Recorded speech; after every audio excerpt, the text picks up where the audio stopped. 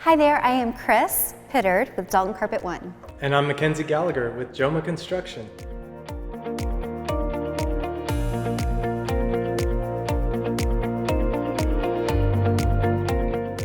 Yeah, client visioning is really important to allow them to sort of see what they were telling us about, so they can compare notes and they can make sure that the things that they've said are really translating into that finished product. So we generally will design the space in Chief Architect, and then we can render that out in this sort of navigable, is that a word?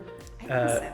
It sounded right. It sounded fine. So we could design the space in Chief Architect. We'll render it out in this 3D space that you can tour, and you can even put on VR glasses if you want. That's so cool. And so you can see a lot of the components, but it's not so detailed. We don't usually want to put so much time into really selecting everything that may not, be in the end product. But I feel like you guys it's conceptual.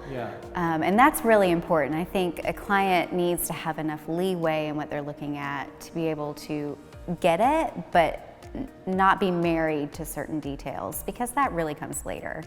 But we like to I know SketchUp is a great little program that I tend to do renderings of different tile layouts, showers, tub surrounds, and we can apply the materials in the space so they can get a sense of color and pattern.